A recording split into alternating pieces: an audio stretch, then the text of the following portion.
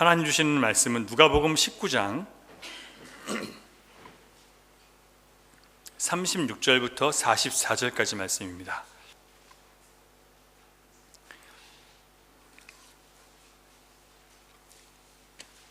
누가복음 19장 36절부터 44절.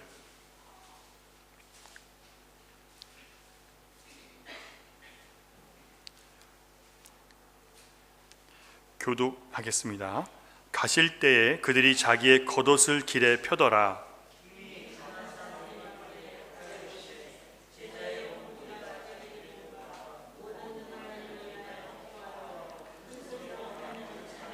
이르되 찬송하리로다. 주의 이름으로 오시는 왕이여, 하늘에는 평화요 가장 높은 곳에는 영광이로다 하니,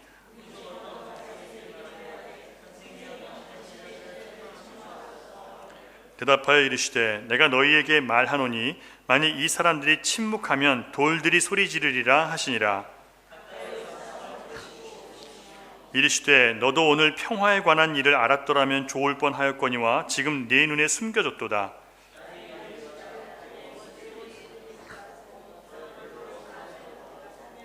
같이 있습니다. 또 너와 및 그 가운데 있는 네 자식들을 땅에 메어치며 돌 하나도 돌 위에 남기지 아니하리니 이는 네가 보살핌 받는 날을 알지 못함을 인함이니라 하시니라. 아멘. 이 보살핌 받는다는 날은요, 이 심판의 날이 되기도 하고 또 하나님의 은혜의 날이 되기도 합니다. 이게 마지막 심판 때 주님을 영접한 사람들은 은혜로 들어가고 주님을 거역한 사람들은 영벌로 들어간다는 것을 말씀하시는 거예요. 그래서 보살핌이라는 것은 심판이라는 뜻입니다. 자, 오늘은 종료주일인데요. 종료주일은 2000여 년 전에 예수님께서 예루살렘 성으로 입성하시는데 왕으로 입성하시는 그 날을 기념하면서 모든 사람들이 환호했죠. 호산나, 왕으로 오시는 주님 영광을 받으소서, 이렇게 찬양했던 날입니다. 그런데 여러분, 이 호산나라는 뜻은 지금 우리를 구원하옵소서라는 뜻인데요, 이렇게 41절을 보면 많은 사람들이 환영하며 나와서 종려나무 가지를 꺾어서 들고 흔들고 옷을 깔아서 예수님이 지나가시도록, 그렇게 영광의 왕이 입성하도록 그렇게 모든 것을 환영했단 말이에요. 그런데 그 인파들을 지나면서 예수님이 가까이 오시면서 어떻게 하세요? 예루살렘 성을 보시면서 우시는 거예요. 왜 예수님은 이 좋은 날 모든 사람들이 주님을 환영하고 또 기뻐하고 좋아하는데 예수님은 그 성을 보시면서 우셔야 됐을까요? 그 이유가 42절을 보면 너희가 평화에 관한 일을 알지 못하기 때문이라고 말씀하세요. 이렇게 말씀하세요. 너도 오늘 평화에 관한 일을 알았으면 좋을 뻔하였거니와 지금은 네 눈에 숨겨졌도다. 평화에 관한 일을 알아야 되는데 평화에 관한 일을 너희들이 모르고 있기 때문에 예수님이 울 수밖에 없었어요. 평화에 관한 일이 뭘까요? 여러분, 예루살렘이라는 그 이름 자체가 평화의 성, 평화의 도시라는 뜻이에요. 그런데 여러분, 역사상 예루살렘을 보면 예루살렘에 평화가 있었던 시기는 거의 없어요. 늘 위협당하고 늘 빼앗기고 늘 다른 나라 왕들이 지배하고 조공을 바쳐야 됐고 늘 둘러싸여 있고 끊임없이 박해와 핍박과 어려움을 당했어요. 이거는 그들이 선하기 때문에 받는 박해가 아니었고요, 그들이 하나님을 거역함으로 받는 박해였어요. 왜 예루살렘이라는 평화가 깃들어야 되는 도시에 평화가 없었을까요? 오늘도 예수님께서 또 그 말씀을 하시는 거예요. 예수님이 지적하신 것처럼 예루살렘의 백성들은 무엇이 진정한 평화인지를 알지 못했기 때문에 지금 평화의 도시에 평화가 없었던 겁니다. 그들은 예루살렘에서 늘 고통과 멸망을 당하는 그런 일들을 반복하면서 경험해야 돼요. 성경을 보면 우리 그걸 알 수 있습니다. 우리가 이 성전의 역사를 좀 살펴보기 위해서 이 성전에 대한 역사를 좀 볼 텐데요, 배경을 위해서 알아야 되는데, 가장 먼저 예루살렘 성전을 지은 사람이 누굽니까, 여러분? 다윗입니까? 솔로몬입니까? 솔로몬이죠. 그런데 다윗은 솔로몬 이 왕궁을 짓기 위해서 열심히 준비를 하고 또 하나님 앞에 내가 성전을 짓겠습니다 했지만 하나님께서 거절하시고 네 아들 솔로몬을 통해서 짓겠다라고 말씀을 하셨습니다. 그래서 솔로몬이 성전을 졌는데 그 모든 성전에 필요한 것들을 누가 준비했습니까? 다윗과 다윗의 백성들이 준비했어요. 그래서 그 모든 것을 통해서 성전이 아름답게 완공된 다음에 모든 백성들과 함께 온 마음으로 하나님께 기쁨의 예물을 드리고 찬양하며 제사를 드렸을 때 일주일 동안이나 하나님의 임재가 가득하게 이 온 예루살렘에 임재해서 모든 사람들이 기쁨과 감사와 찬양 속에서 예배하고 서로 기쁘게 떡을 나누면서 정말 행복한 예배를 드렸어요. 하나님의 임재가 있었을 때. 그리고 하나님께서 약속하셨어요. 너희가 기도하는 이곳에서 너희가 회개하면 내가 다시 너희를 용서하고 다시 은혜의 얼굴을 너희들에게 베풀어 주겠다. 그래서 교회는 그때부터 기도하는 집이 된 거예요. 무슨 짓을 하더라도, 무슨 잘못을 하더라도, 그래서 내가 원수에게 쫓기더라도, 내가 기근에 빠지더라도, 내가 망하더라도 주님 앞에 나와서 회개하면 반드시 내가 너를 다시 은혜로 돌려주겠다라고 약속을 하셨어요. 그런데 솔로몬 왕은 하나님의 말씀을 가까이 하지 않고 그 이후로는 이제 뭘 하기 시작했어요? 하나님이 하지 말라고 하신 것을 가까이 하기 시작했어요. 첫 번째로 은금을 많이 두지 말라고 했는데, 하나님이 이 이스라엘 백성들에게 왕이 갖는 율법은 은금을 많이 두지 않는 거예요. 재산을 많이 갖지 말라는 건데 재산을 많이 가졌어요. 두 번째로 뭘 많이 하지 말라고 했어요? 여자를 많이 갖지 말라고 했어요. 근데 여자를 너무 많이 가졌어요. 이방의 여인까지 다 전략적으로 관계를 맺기 위해서 여자들을 많이 두었어요. 그리고 세 번째로 말을 많이 두지 말라고 했어요. 말이라는 것은 군대의 힘을 얘기하는 거예요. 근데 병거를 얼마나 많이 만들었는지, 병거성을 만들어서 그 병거성을 갖다가 집어넣어서 보관해야 될 만큼 많은 병거를 가졌어요. 갖지 말라고 한 건 세 가지를 다 많이 가진 다음에 결국 타락해서 솔로몬의 왕국은 솔로몬 시대에 벌써 두 개로 쪼개졌어요. 그리고 그 북이스라엘과 남유대는 먼저 북이스라엘 BC 기원전 722년에 망해버리고, 남유다는 586년에 완전히 파괴돼 버렸어요. 예루살렘 성전이 아예 없어져 버렸어요.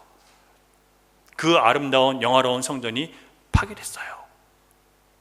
그 후 예레미야 선지자에게 약속한 대로 70년 포로 생활 이후에 이스라엘 백성들이 페르시아 왕 고레스가 왕이 되면서 그가 예루살렘 백성들은 예루살렘으로 돌아가서 이스라엘 백성들은 돌아가서 성전을 지으라라고 얘기를 했어요. 그래서 기원전 516년에 두 번째 성전이 완성됐는데 그 성전을 스룹바벨 성전이라고 얘기를 합니다. 그때 총독이 스룹바벨이었는데, 여러분이 잘 아시는 느헤미야와 에스라가 성전을 독려하는 것을, 건축하는 것을 독려하고 그래서 함께 지원했습니다. 그래서 많은 사람들이 수고해서 516년에 스룹바벨 성전이 완성됐는데, 그 위에 로마의 폼페이 장군에 의해서 기원전 63년경 480년 정도 존재하다가 함락되고 또 황폐하게 됐어요. 물론 그 전에 굉장히 많이 타락해서 심지어 하나님의 성소의 곳간이 이 이방인의 방이 돼버리고, 하여튼 하나님이 기뻐하시지 않는 일들을 계속했어요. 결국 폼페이 장군이 와서 완전히 파괴시켜버리고 그걸 완전히 더럽혀놨어요. 성전을 더럽혀놨어요. 그리고 나서 예수님 당시에 있던 성전은 어떤 성전이냐면, 유대의 헤롯 대왕이 유대의 왕이 되어서, 이 사람은 이 에돔 사람이거든요. 그래서 유대인들에게 잘 보이기 위해서 성전을 지어줬단 말이에요. 근데 그 성전을 지으려고 했는데 솔로몬 시대에 지었던 것, 스룹바벨이 지었던 그 성전 그 모양대로 하나님이 지으라고 하신 대로 지으려고 해보니까 다른 이 우상의 성전보다 너무 초라한 거예요. 하나님은 성전을 화려하게 짓길 원하지 않으셨어요. 그래서 하나님은 하나님께서 원하시는 규격대로 했는데, 다른 우상의 성전에 비하니까 너무 초라하니까 이 헤롯 대왕이 자기 마음대로 크기를 확장을 시키고 모든 바깥면에 다 금으로 다 그냥 덮어 씌웠어요. 그래서 가장 규모가 크고 가장 화려한, 전체를 금으로 장식한 그런 성전을 지은 거예요. 그런데 이 세 번째 성전도 거의 100년도 되지 않아서 로마의 장군 티투스에 의해서 완전히 함락되고 돌 위에 돌 하나, 예수님 말씀하신 대로 돌 위에 돌 하나 남지 않았습니다. 여러분, 이 세상의 역사는요, 성경의 역사에 그대로 다 나와 있어요. 여러분, 하나님의 말씀을 믿으셔야 돼요. 세상에 많은 우리가 알고 있는 바벨로니아, 아수르, 성경에 다 나와 있고, 하나님이 그들을 심판하신 대로 성경에 나온 대로 그대로 다 심판당했어요. 로마도 마찬가지고요, 그리스, 헬라도 마찬가지고요.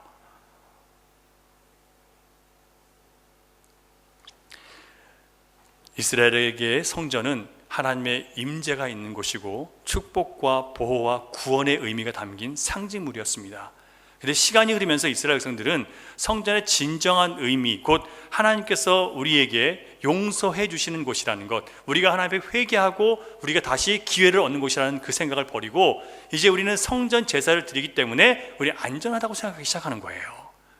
우리가 비록 잘못도 하고 좀 우상 숭배도 하고 좀 타락한 이방 문화를 받아들이기도 하지만 그래도 우리는 하나님의 성전이 있기 때문에 망하지 않는다고 생각한 거예요. 마침 오늘 우리 이 시대에 우리가 세상적으로 살고 내 마음대로 살면서 그래도 나는 교회 다니니까 예배하니까 나는 안전해, 똑같은 생각을 한 거예요.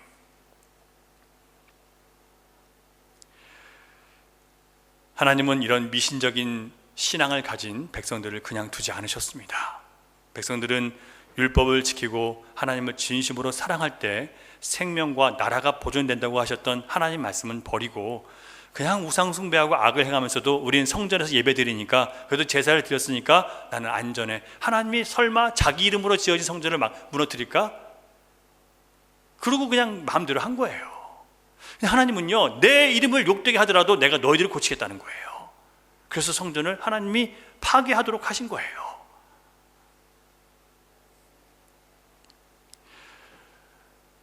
여러분, 하나님은 이스라엘 백성들의 각종 제사와 11조 그리고 기도와 구제로 외적인 종교 행위는 했지만 마음으로 하나님 경외하지 않는 인간의 행위에 속지 않으셨습니다. 그래서 오늘 본문에 기록된 대로 하나님을 마음에 두지 않고 겉으로만 하나님을 경외하는 척했던 백성들이 처음에는 막 환호하고 기뻐했지만 결국 어떻게 돼요?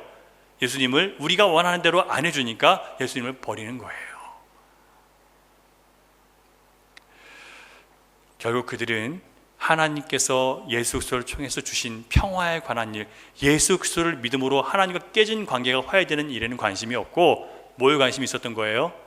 내가 잘 되는 거, 내가 원하는 대로 되는 거, 거기에만 관심이 있었던 거예요.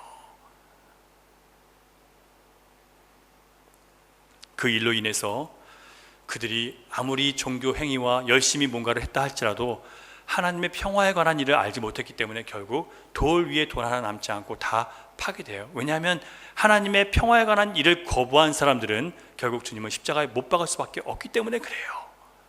여러분, 오늘 종료주의를 맞이해서 우리가 왕으로 오신 주님을 정말 내 인생의 왕으로 모셨는지, 정말 나의 구원자로 내 마음으로부터 믿고 바라고 모시고 있는지를 한번 진심으로 생각해 보셔야 됩니다.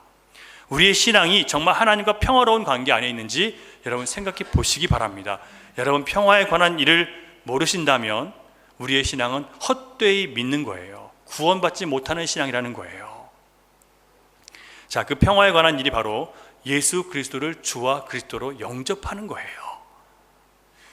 신앙은 내가 예수를 믿고 하나님 앞에 나와서 뭘 얻고 받는 이게 중요한 게 아니라 예수 그리스도를 나의 주와 그리스도로 영접했느냐, 이것이 제일 중요한 부분이에요.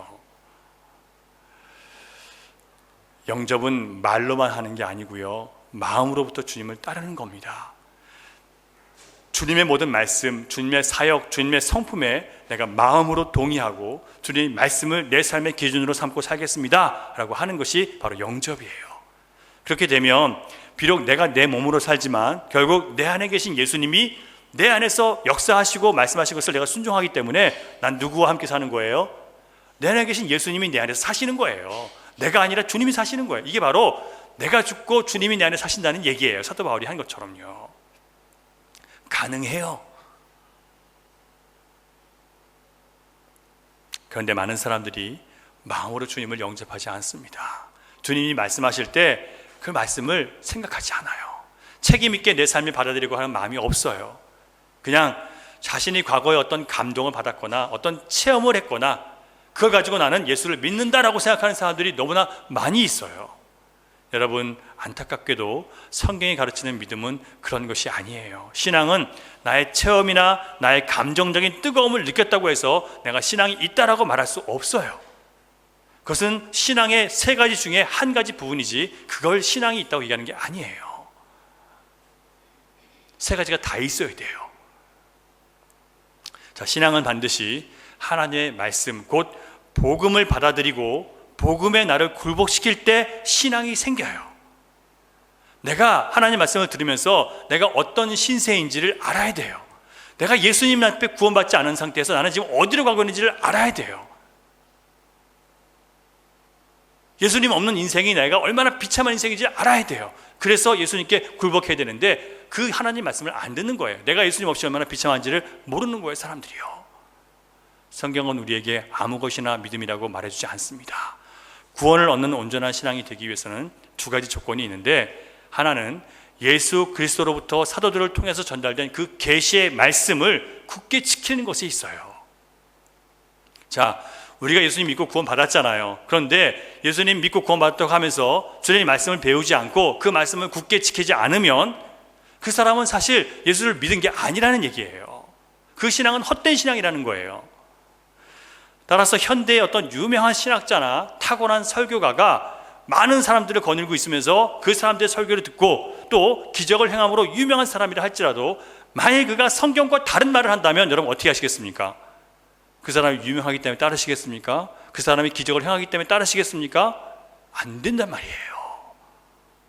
그가 하나님의 말씀 그 자체, 성경과 예수님과 사도들이 한 말씀을 그대로 전하지 않으면, 그것과 다른 구원을 얘기한다면 그는 잘못된 것을 얘기하는 거예요. 거짓의 종이에요.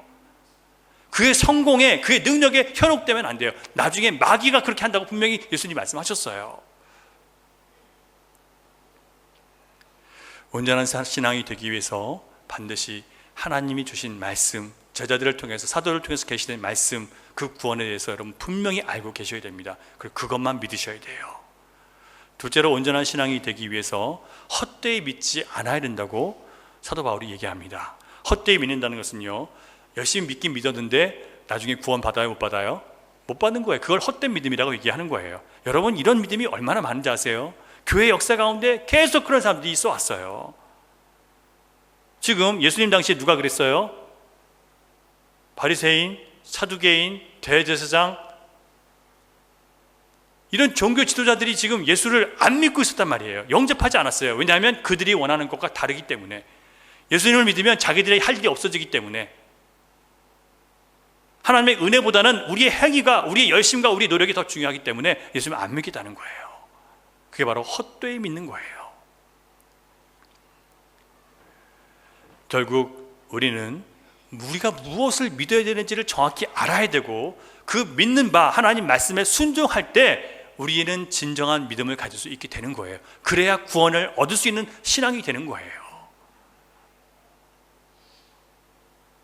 여러분, 이런 말이 있어요. 모든 신자는 신학자는 아니지만 신학자처럼 성경을 사모하고 연구해야 된다. 모든 신자에게 요구되는 거예요, 여러분. 여러분, 이 성경을 보세요. 이 성경을 사모하고 사랑한 사람들, 다윗처럼, 스데반처럼, 사도 바울처럼 성경을 사모하고 사랑했던 사람들이 결국 하나님 앞에 복종하고 그분 앞에 나아가는 거예요. 여러분들이 정말 우리가 예수님을 사랑한다면, 정말 우리가 구원받은 사람이라면 성경을 사랑해야 되는 게 정상이에요. 내 마음이, 내 생각이 다른 데 빼앗기지 않도록 주님 앞에, 말씀 앞에 내가 자꾸 모여야 되는 거예요. 배우셔야 되는 거예요. 그거 없이는 우리는 이 바른 복음을 온전히 이해할 수가 없어요. 그래서 혹시 여러분, 내가 아는 이 간단한 기초적인 복음 가지고 구원을 받을 수 있어요. 주님이 구원하시는 거니까. 하지만 세상을 살아가면서 많은 삶의 문제와 이 어려움 속에서 맨날 신음하며 살아가는 거예요. 구원받은 사람이 왜 그렇게 살아가냔 말이에요. 똑같이 세상 사람들처럼 걱정하고 똑같이 두려워하고 살아가요. 전혀 성경적이지 않은 신앙이란 말이에요. 여러분, 교회가 복음의 전체를 온전히 이해하고 그 복음의 전체를 이루어가려고 하지 않고 어느 부분을 붙잡고 그 한쪽으로 치우치기 시작하면 그것이 기도운동이든 성령운동이든 선교운동이든 구제운동이든 문화나 교육운동이든 다 기독교를 왜곡시키게 되어 있어요. 한쪽으로 치우치시면 안 돼요. 제가 아는 사람들 중에서 기독교 문화운동을 중요하게 생각하는 사람들은 이 사람들에게 접촉점이라는 것을 굉장히 강조해요. 그래서 사람들이 일단 교회에 오면 즐거우고 재밌어야 된다고 얘기를 해요. 그런 교회가 돼야 된다고. 여러분, 근데 즐겁고 재밌는 것이 과연 신앙이라고 얘기할 수 있을까요? 그게 전부라고 얘기할 수 있을까요? 저는 그렇게 생각하지 않아요. 왜냐하면 복음을 자기를 즐겁게 하는 것으로 바꿔버리면 안 돼요. 복음은요, 우리를 진지한 회개로 이끌고 하나님 앞에서 나 자신을 반성할 수 있는 것으로 만드는 거예요. 그래서 복음을 들으면 어떻게 돼요? 우리가 회개하게 만들어줘요. 우리가 주님 앞에 나와서 하나님 말씀을 들으면서 내가 지금 또 잘못 살아왔구나, 내가 또 이기적으로 살았구나, 내가 또 욕심 부렸구나, 내가 또 하나님을 경외하지 않았구나 깨닫게 되는 거예요. 그러면 회개하죠. 그 회개한 다음에 하나님께서 뭘 주세요? 위로도 주시고 기쁨도 주시고 즐거움도 주시고 감격을 주시는 거예요. 목사가 어르고 달래고 웃긴다고 하는 게 아니라 하나님께서 회개한 자에게 주시는 기쁨을 맛보게 하는 것이 진정한 복음이란 말이에요. 그런데 웃겨달라는 거예요. 여러분, 저 원래 웃기는 사람이에요. 여러분, 항상 심각하게 제가 이렇게 얘기하지만 전 되게 재밌는 사람으로 살아왔어요. 즐겁고 재밌고 유머러스하게 살았어요. 근데 하나님 앞에 서다 보니까 이 예배 시간만은 그러고 싶지 않은 거예요. 왜냐하면 진지하게 주님 앞에 서야 되니까. 제가 여러분이 어느 정도 더 주님 앞에 온전히 드려지고 하나님 앞에 순종하는 사람들이 되면 얼마든지 제가 여러분과 즐겁게 웃으면서 제가 할 수 있어요. 오후 시간만 돼도 좀 달라지는 거 여러분 아시죠? 오전과 오후는 달라요. 제가요, 주님의 부르심이 너무 강하세요. 우리를 주님께 돌아오게 하시는 주님의 부르심이 너무 강하세요.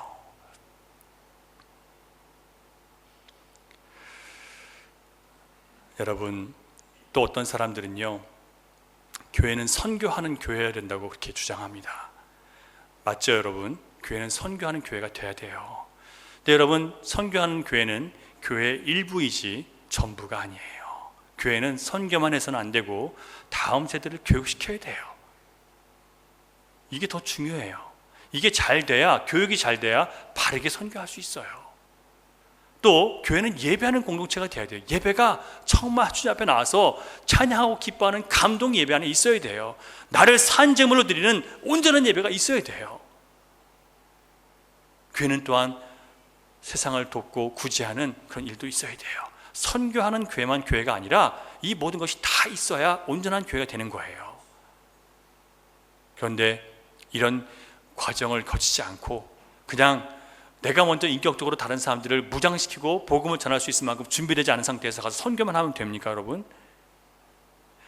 그렇게 하면요, 여러분 어떻게 되냐면 바리새인들처럼, 예수님이 책망하신 바리새인들처럼 한 교회는 얻기 위해서 두루 다니면서 바다와 육지를 두루 다니다가 생기면, 교인 하나 생기면 배나 더욱 지족자식 만든다는 거예요.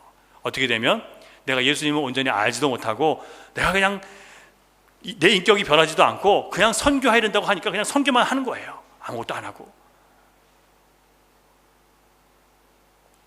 선교는 하나님을 경외하는 온전한 신앙이 생기면 당연히 하게 됩니까? 안 하게 됩니까? 여러분, 주님 복음 믿고 주님을 여러분 안에 품으면 선교할 수밖에 없어요. 안 하고 싶어도 안 돼요. 주님을 끌고 가신다니까요. 이거 하라고 부탁할 것도 아니고 하자고 주장할 것도 아니에요. 자연스럽게 나오는 거예요. 다음 세대를 교육하자는 거, 우리가 복음의 은혜를 정말 알고 이 기쁨을 알면 다음 세대에게 복음 안 가르치고 싶겠습니까, 여러분? 우리가 몰라서, 우리가 안 돼서, 준비가 안 돼서 그러는 거예요. 그래서 저는 이걸 준비시키는 거고요. 그러므로 하나님에 대한 우리의 지식은 절대로 한쪽으로 치우치지 말고 전체적이어야 됩니다. 성경을 전체를 다 봐야 돼요. 그리고 또 부분 공부하셔야 돼요. 내가 학교 다닐 때도 공부를 안 했는데 내가 지금 이 나이 돼서 공부를 하겠냐? 이렇게 말씀하고 싶은 분이 계실 수도 있어요. 제가 학교 다닐 때 공부를 안 했더니 이렇게 주님이 공부를 시키시네요. 학교 다닐 때 공부 안 한 거 지금 열심히 하셔야 돼요. 나는 학교 다닐 때 공부할 거 다 했으니까 지금 안 한다? 주님은 배우셔야 됩니다. 여러분이 아무리 뜨거워도, 아무리 열정적으로 선교를 해도 여러분이 모르는 주님은 여전히 몰라요. 배워야만 알 수 있는 거예요. 기도한다고 알아지는 게 아니라 예수님 말씀을 배워야만 아는 거예요. 호세아 선지자에게 하나님은 북이스라엘이 왜 이렇게 멸망의 고통을 향해 치닫게 되는지를 설명해 주셨습니다. 호세아 4장 6절 7절을 우리가 같이 한번 읽어보겠습니다. 시작. 내 백성이 지식이 없으므로 망하는도다.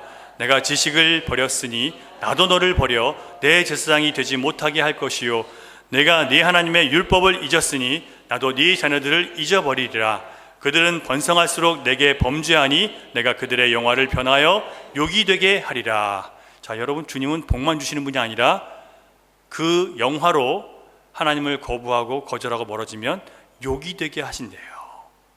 그리고 하나님을 아는 지식이 없기 때문에 결국 다시 물질로 쫓아가고 다시 세상으로 쫓아가고 다시 내 영광으로 내 자랑으로 쫓아가는 거예요.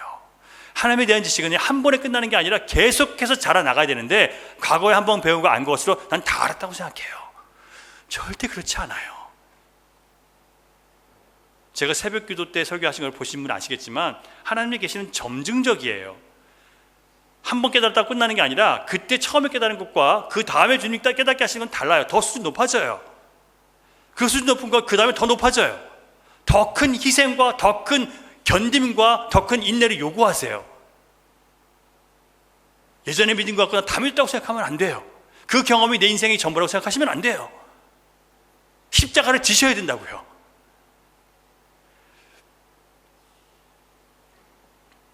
교회가 외적으로 부흥하고 신자들이 세상의 관점으로 볼 때는 성공하는 것 같지만 그들의 영혼이 더 공허해지고 세상 염려 근심에 시달리는 사람들 너무 많아요. 우울증에 걸리고 무기력증에 빠지고 신자가 된 사람들이 도대체 왜 그러냔 말이에요. 하나님을 아는 지식이 없어서 그래요. 하나님과 평화하지 않은 관계에서 교회만 다니기 때문에 이런 일들이 벌어지는 거예요. 하나님을 알고자 하는 관심조차 없는 신자들이 너무 많고요.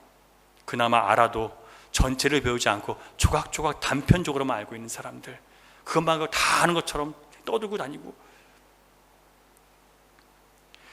칼빈은 인간이 먼저 하나님의 얼굴을 응시하고 난 다음에, 하나님의 얼굴을 응시한다는 것은 하나님을 배우고 안다는 거예요. 깨닫고 난 다음에 그 앞에 자신을 비춰온 다음에 자기 자신을 조사하지 않는 한 자신에 대해서 참된 지식에 도달하지 못한다라고 얘기를 해요.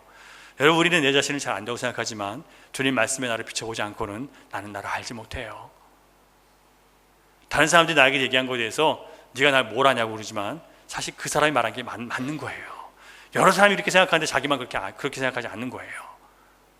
왜 모르는 줄 아세요? 하나님 앞에서 자기 자신을 보지 않았기 때문에 그래요.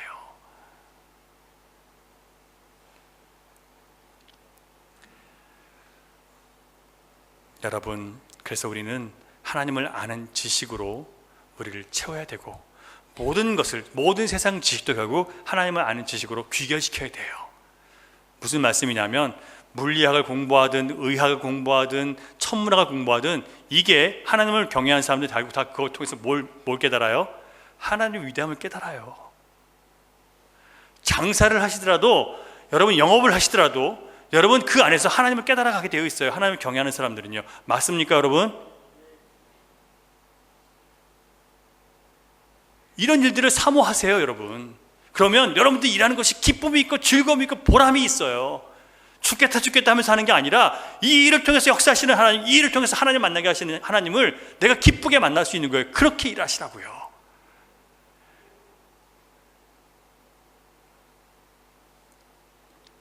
목사도요, 때로는 너무 우울증에 빠질 때도 있고 너무 낙심될 때도 있어요. 근데 내가 하는 일이 하나님과 하나님 안에서 발견되기 시작하면 다시 그 모든 걸 이기고 힘차게 또 저 앞에 나갈 수 있어요. 사람으로 생각하면 다 절망이에요. 그럼 주님 안에서 생각하면 얼마나 많은 능력들이 나타나는지 몰라요. 자, 그렇다면 하나님이 어떤 분이신지 우리가 짧게 한번 나눠보겠습니다. 히브리서 11장 6절 같이 한번 읽습니다. 시작. 하나님께 나아가는 자는 반드시 그가 계신 것과 또한 그가 자기를 찾는 자들에게 상 주시는 이심을 믿어야 할지니라. 자, 하나님에 대한 지식, 첫 번째 뭐라고요? 하나님께서 살아 계시다는 것을 아는 지식이에요. 여러분, 하나님 살아 계십니까? 진짜 여러분 인생 가운데 살아 계세요? 그렇다면 여러분 많은 인생이 변화됐을 텐데요. 많은 선택이 달라졌을 텐데요. 그렇죠? 저도 그런 생각 많이 해요. 하나님이 정말 살아계신 하나님 내 옆에 계신다면 내가 하지 말아야 될 것이 얼마나 많은지, 내가 끊어야 될 것이 얼마나 많은지, 내가 버려야 될 것이 얼마나 많은지, 내가 하지 말아야 될 것이 얼마나 많은지 깨달아요. 말로만이 아니라 진짜 하나님이 살아계신다는 것을 믿으신다면 여러분, 내 옆에 계신 하나님께서 기뻐하시는 것을 선택하며 살아가는 거예요. 하나님은요, 우리가 하나님을 인정하고 살아계심을 인정하고 살아가고 선택하는 만큼 주님은 하나님의 살아계심을 보여주세요. 우리가 하나님 무시하고 내 뜻과 내 욕심과 내 욕망대로 하면요, 하나님의 살아계심을 안 보여주세요. 이걸 여러분 아셔야 돼요. 하나님 기도한다고 해서 되는 게 아니라 내가 그 순간 하나님을 인정해야 되는 거예요. 여러분의 공장에서, 여러분의 가정에서, 여러분의 일터에서, 여러분이 살고 있는 모든 곳에서, 만남에서 하나님의 살아계심을 인정하시고 뭘 하든지 주님과 함께 가세요. 내가 지금 누구를 만나러 가는데 주님 함께 가주십시오. 내가 지금 이 일을 하는데 주님 함께 있지 않으면 안 돼요. 그리고 가는 거예요. 주님이 역사하신다니까요. 껄끄러운 사람 만날 때도 주님이 날 붙잡아 주지 않으면 안 돼요. 가보세요. 주님이 역사하세요. 주님의 살아계심을 믿으십니까? 그러면 그렇게 사세요.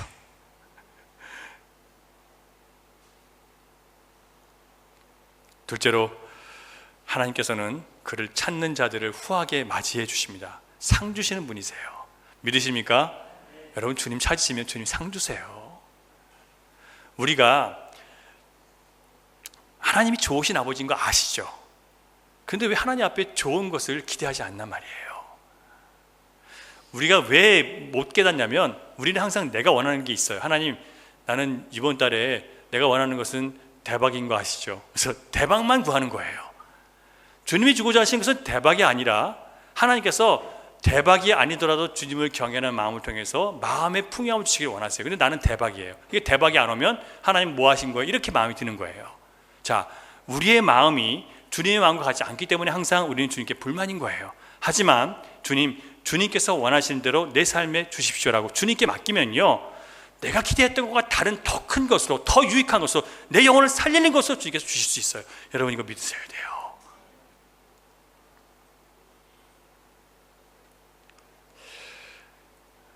주님은 능력이 많고 풍성하고 따뜻하고 사랑이 한이 없는 분이십니다.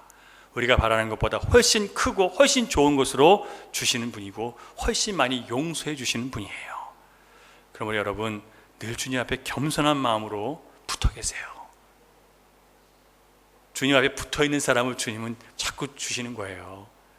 여러분, 집에서도 엄마 따라다니는 애가 많이 얻어먹어요. 제가 어렸을 때 엄마한테 많이 얻어먹었거든요. 시장을 가도 제가 어머니 쫓아다니고, 부엌인이라도 제가 어머니 옆에서 항상 부엌일을 하거든요. 제일 잘 먹었어요. 시장 가도 그 어묵 파는 데 있잖아요. 그 냄새가 너무 좋아가지고 그거 한 덩어리 좀 얻어먹고 싶어가지고 쪼르면, 정말 어머니 이제 어려운 상황이니까 못 사주시다가 쪼르면 결국 한 덩어리 얻어먹는 거예요. 주님께도 똑같습니다, 여러분. 내가 주님을 신뢰하고 믿기 때문에 붙어 있는 거예요. 자꾸 떨어집니다, 여러분. 왜 안 구하면 안 주시냐고요? 아니, 여러분, 그 구하는 것은요, 내가 주님을 의지한다는 표현이에요.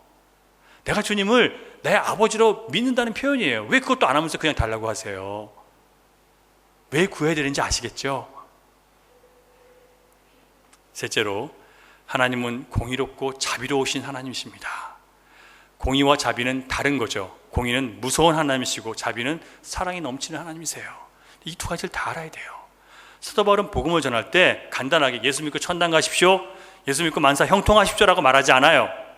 우리가 사람들 교회 부르면서 교회 오면 복 받는데 교회 좀 와봐, 우리는 이렇게 하지만 사도 바울은 그렇게 하지 않아요. 왜 예수님을 믿고 왜 우리가 예수를 믿어야만 하는지를 다 가르쳐 주는 거예요. 복음을 가르치는 거예요. 교회 한번 가봐, 무슨 약장사도 아니고 이 약 한번 잡숴봐, 그것도 아니고. 우리는 그렇게 복음을 전한단 말이에요. 복음이라는 것은요, 하나님을 설명하고 예수 그리스도를 설명하고 우리 죄인됨을 깨닫게 해주는 거예요. 그러니까 하나님의 공의, 우리가 하나님의 진노 아래에 있는 사람이라는 것을 깨닫게 하시는 거예요. 자, 우리가 태어난 이후부터 살아가면서 우리는 누구 아래에 있어요? 하나님의 사랑 아래에 있나요? 진노 아래에 있나요? 진노 아래에 있는 거예요. 언제 사랑 안으로 들어가요? 예수 그리스도를 영접한 다음에 사랑 안에 들어가는 거예요. 그래서 우리가 진노 아래에 있다는 것을 알게 해줘야 사랑 안으로 들어갈 거 아니에요. 근데 무조건 처음부터 사랑받기 위해서 태어난 사람입니다. 이렇게 해버리니까 자기가 어떤 상황인지도 모르는 거예요. 나는 사랑받기 위해 태어났어. 아니요, 진노 아래 태어났어요. 우리는요. 그 이후에 예수님 통해서 사랑 안에 들어간 거죠. 이렇게 해서 하나님의 정의와 공의 두 가지를 다 설명해 줄 수 있어야 되는 거예요. 그걸 내가 알아야 돼요. 자, 로마서 11장 22절 한번 같이 보겠습니다. 시작. 그러므로 하나님의 인자하심과 준엄하심을 보라. 넘어지는 자들에게는 준엄하심이 있으니 너희가 만일 하나님의 인자하심에 머물러 있으면 그 인자가 너희에게 있으리라. 그렇지 않으면 너도 찍히는 바 되리라. 자, 많은 사람들이 신약 성경에는 사랑만 있고 심판은 없다고 얘기를 해요. 하나님은 결국 다 사랑으로 다 이기게 하실 거라는 거예요. 근데 여러분 로마서 11장 22절에 보면 뭐라고 했어요? 신약이죠. 그것도 사도 바울이, 이 은혜의 복음을 전하는 사도 바울이 한 얘기예요. 자, 하나님의 인자하심과 준엄하심을 다 같이 보래요. 예수 그리스도를 믿는 자에게는 하나님의 뭐가 와요? 인자하심이 항상 따라다녀요. 그 믿음 하나 때문에 주님은 우리를 지옥에서 건져내 주시고 모든 저주에서 해방시켜 주셨어요. 여러분들 세상이 여러분들이 뭐라고 저주하든지 간에, 여러분 부모가 여러분에게 뭐라고 저주했든지 간에 그 모든 저주가 다 예수 그리스도 안에서 이미 해결됐어요. 두려워할 필요가 없어요. 우리가 예수 믿는 그 믿음 하나 때문에 주님은 우리를 보호하시고 용서하시고 자비와 긍휼과 사랑을 한없이 베풀어 주세요. 그 믿음 하나 때문에, 그 믿음 하나 때문에 주님은 한없는 인자하심을 보여주세요. 누구를 향한 믿음? 예수 그리스도를 향한 믿음. 그러나 그 예수 그리스도를 향한 믿음이 없을 때 어떻게 돼요? 준엄하심, 하나님의 준엄하심이 거기 있는 거예요. 어떻게 돼요? 찍혀버린대요. 찍힌다는 것은 어떤 거예요? 가지에서, 하나님의 가지에서 찍혀서 불에 던져버린다는 뜻이에요. 지옥도 간다는 얘기예요. 사도 바울이. 여러분, 이게 무슨 얘기냐면 예수 그리스도를 믿는 사람에게는 하나님은 한없이 인자하게 대하세요. 죄를 짓고 넘어지기도 하고 실수하지만 주님은 그래도 인자하심으로 자비로 용서하시고 또 끌어주시고 또 기회를 주세요. 하지만 예수 그리스도를 믿지 않는 사람이 어떻게 돼요? 그가 아무리 열심히 봉사를 하고 충성을 하고 그리고 나 하나님 앞에 나 할 만큼 다 했습니다라고 해도 그에게 뭐가 있어요? 하나님의 준엄하신 심판만 있어요. 왜냐하면 그리스도의 은혜를 붙잡은 게 아니기 때문에. 뭘 붙잡았어요? 자기 의를 붙잡았잖아요. 여러분, 은혜가 얼마나 중요한지 여러분 아시겠죠? 이 두 가지를 다 알고 믿는 사람이 정말 그리스도를 아는 겁니다. 정말 하나님의 공의와 사랑 두 가지 다 예수 그리스도 안에 담겨 있어요. 예수님은 사랑만 하시는 분이 아니라 예수님을 믿지 않는 모든 자들에게 어떻게 하세요?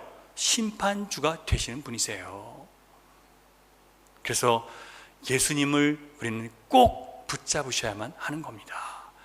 마지막으로 우리가 가져야 할 지식은 예수 그리스도에 관한 지식이에요. 오늘 본문은 누가복음 19장 36절을 보면 백성들이 자기의 겉옷을 벗어서 길에 폈더라 했어요. 이게 무슨 얘기냐면 승리의 왕으로 오시는 왕의 행렬을 환영하고 존경을 표하는 그런 행위예요. 그들 앞에 머리를 숙이는 거예요. 왕 앞에. 자, 사람들이 당시 메시아가 오면 예루살렘을 점령하고 있는 세계 최강의 군대 로마를 물리치고 해방시킬 것이라고 믿고 있었어요. 그런데 그런 왕이라면 앞으로 영원한 로마 세계 최강의 군대를 물리치는 왕이라면 앞으로 영원한 다윗의 왕국을 회복시킬 수 있는 왕이다라고 생각했겠죠. 어디에서? 이 세상에서. 그런데 예수님 어떻게 하셨어요? 그런 힘으로 오셨나요? 아니죠. 그런 힘을 발휘하지 않으셨어요. 그리고 오히려 그 로마의 힘에 힘없이 십자가에 달려 죽으셨어요.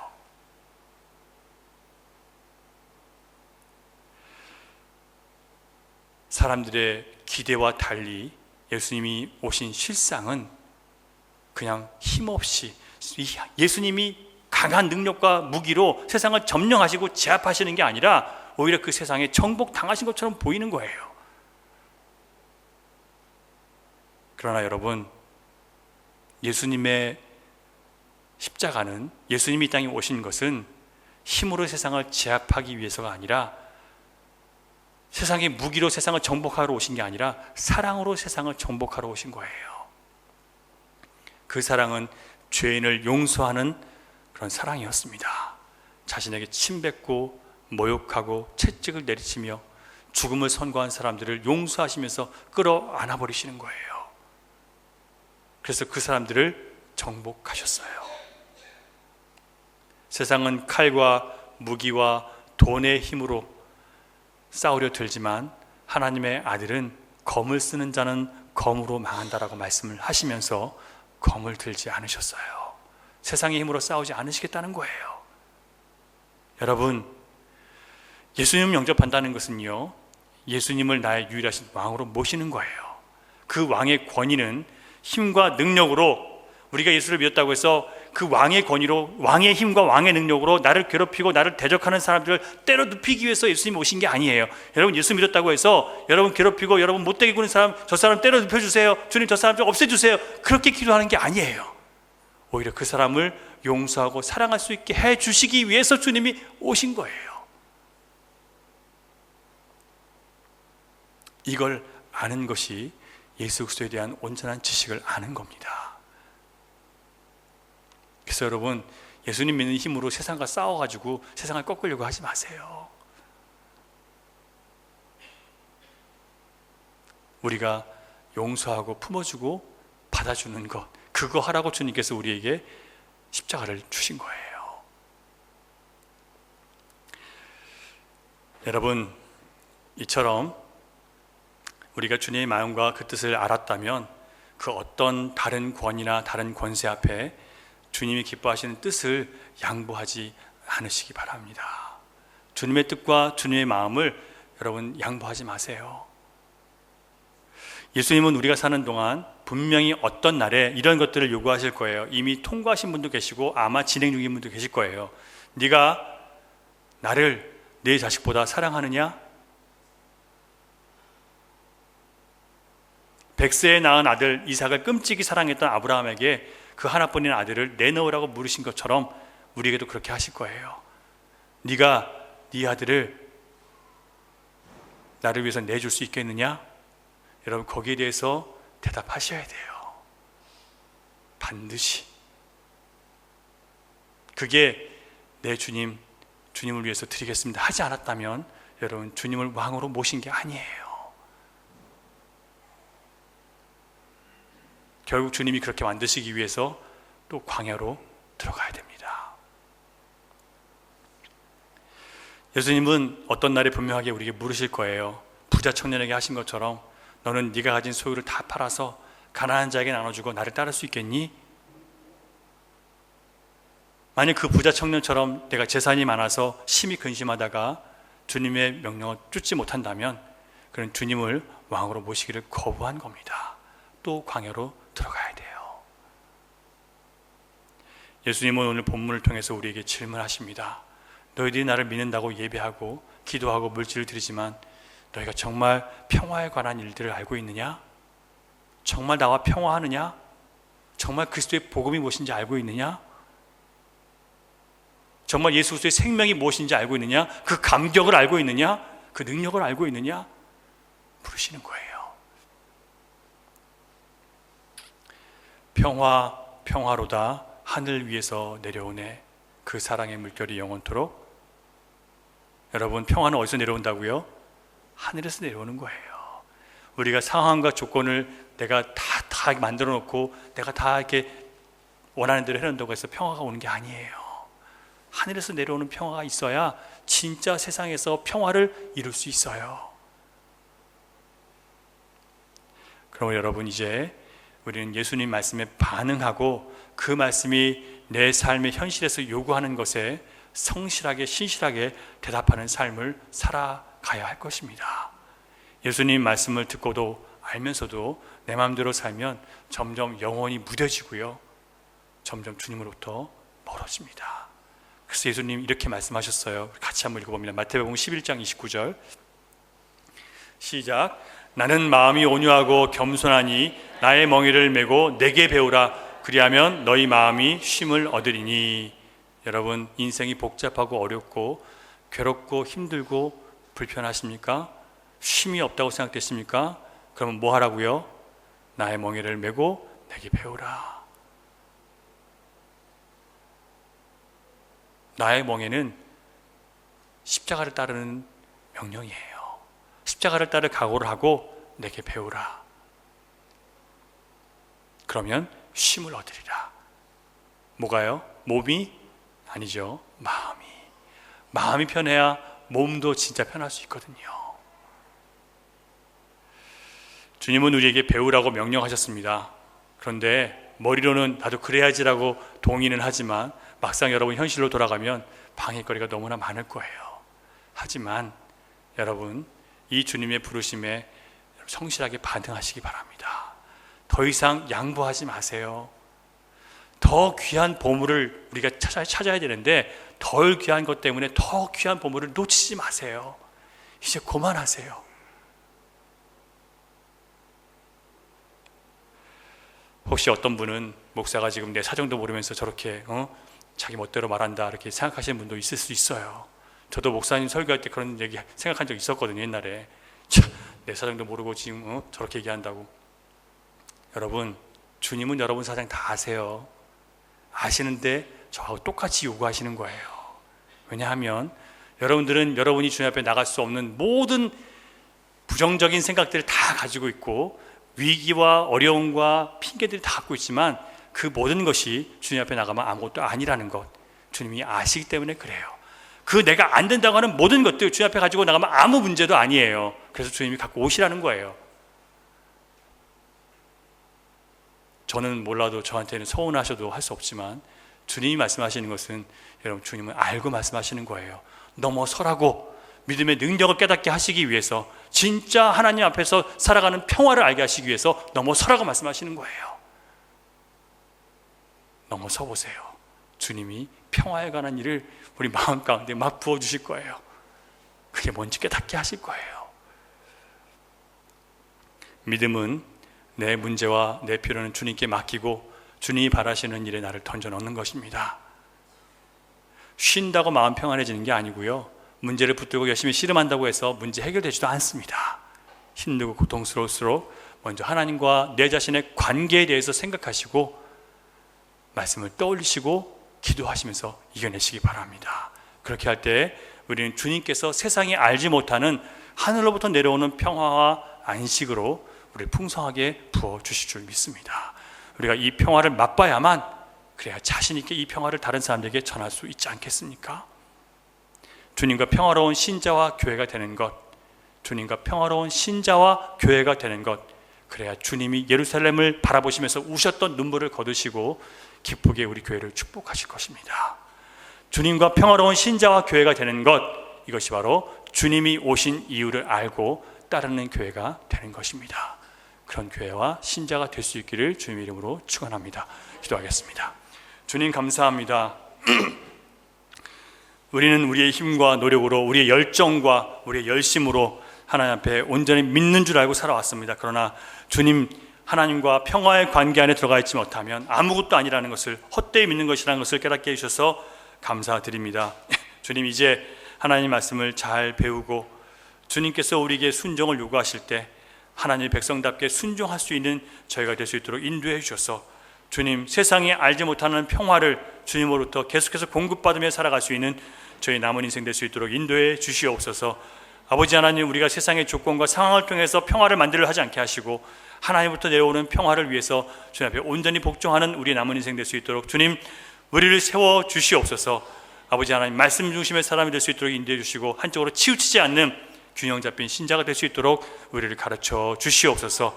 내게 배우라고 말씀하신 주님을 따라 그 말씀에 반응하고 순종하겠습니다. 아무리 방해가 있다 할지라도 내게 배우라 하신 주님 앞에 온전히 순종하오니 주님 준비하신 복을 내려 주시옵소서. 믿사오며 예수님 이름으로 기도하옵나이다. 아멘.